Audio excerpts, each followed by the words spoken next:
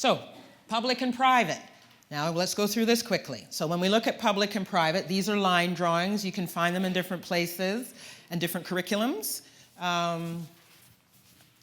Like teachingsexualhealth.ca. Teachingsexualhealth.ca. They have curriculums on variant learners, I think they call it. So, and they have a great one on public-private that one could use. So, clothes. Are these public or private clothes? Public. Public or private? Public or private? What would many of your students say?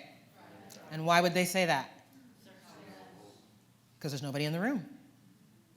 So, if it's you can be alone in a public space, but that doesn't make it private. So that's when I'll give an example of coming out of the shower, not putting anything on, not closing the little red curtains on the side, lying there thinking you're fine, and next thing you know, your mom comes in, or your dad with some friends, it's after school, and they're coming in for tea, and there you are. Because you thought it was nobody here, it's private. No, it's public, even though there's nobody there. Sometimes I tell them outside, wherever there are buildings and trees is a public place.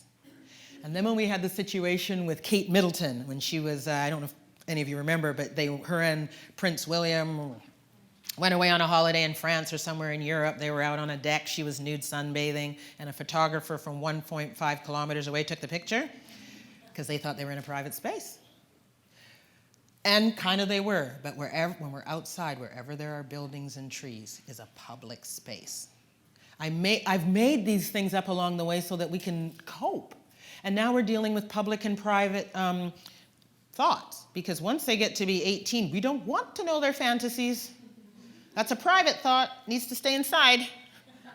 And sometimes they'll say, I want to say something, and you, public or private? Make them say, private. Where are we? Oh, there's lots of people around, this is public. Okay. So we need to move to a more private space. It's gentle hinting. Or sometimes they're at school and their hands are heading towards their private area, and I'll go over and gently say, look around. Public or private space? Public. Where's your hand? Public or private body part? Private. Public space, private. What do you need to do?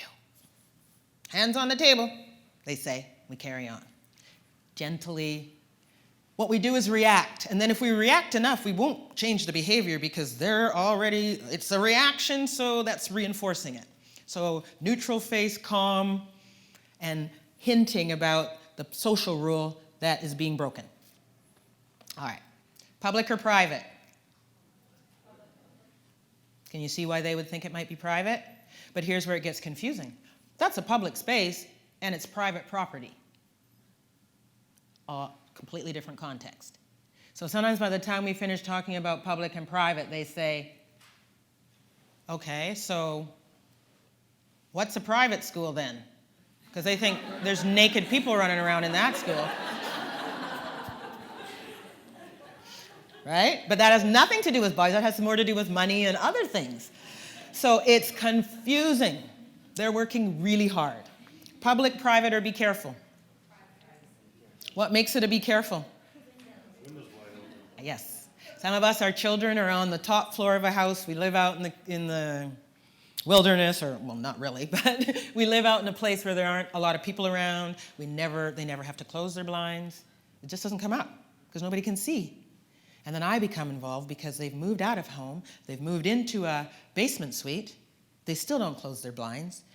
And the blinds that are open when they come out of the shower and they want to self-pleasure, on the other side of that window is a house with a 6-year-old and a 4-year-old that they're supposed to be having bedtime, and the mom can't get them to go to sleep. She doesn't know why, and she looks to see what they're looking at, and they're watching this man masturbating. And they call the police. And then here's a knock on the door, and of course he covers up. He's not supposed to show anything in public. I mean, come on. And he goes to the door, and the police are there, and he's stunned. What are they doing there? Because what he didn't know was if he didn't close the blinds, people can see in, or he can see out. It's not private. He's not a criminal. He's not trying to educate kids about what men do with their bodies. He's just living his life missing a rule. And now it looks like a criminal behavior. We get to build that in early so they don't look like criminals just because they missed a piece. So when I show this, they automatically say private. And I said, so be careful, I need you to tell me why. That goes for cars too, even if they have really tinted windows. Cars aren't private. It's a public space.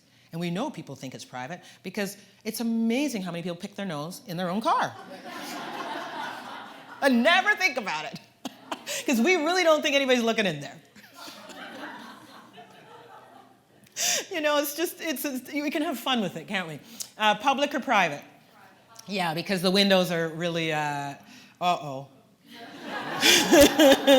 Let's see what he's going to say.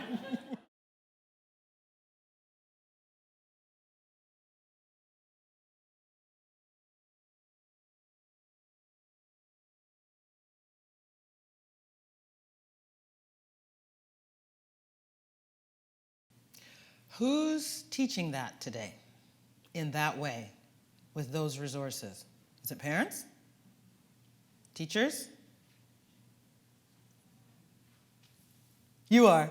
Yay! Notice there's two of us. Not the exact same resources, but Yeah. It's a big order, isn't it?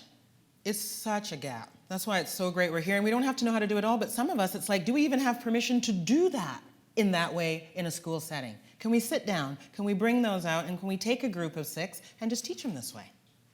Because see the visuals? Like, if they haven't had it with those kind of visuals, don't assume they understand. Don't assume. Models, sexual health and hygiene. Be clear, specific, and brief. And this talks about a trusted female models the stages of sanitary napkins. There's some books here, must be done with visuals. Some people take pads, they get red food coloring, put it in water, put it on the pads. We'll stop in a couple of minutes. And teach about what it looks like. And then the children wear the pads ahead of time before they ever come to their period, so they get the whole sensory piece down. And it's amazing how well they can cope, even if they're lower functioning, if they have what they need. And I'm gonna do this slide, and then Amy mentioned that we're gonna stop for a quick break. Hang on, let me see, Amy. 3 slides, okay. Social stories are valuable, comic strips, flashcards. So this is a social story that somebody made up.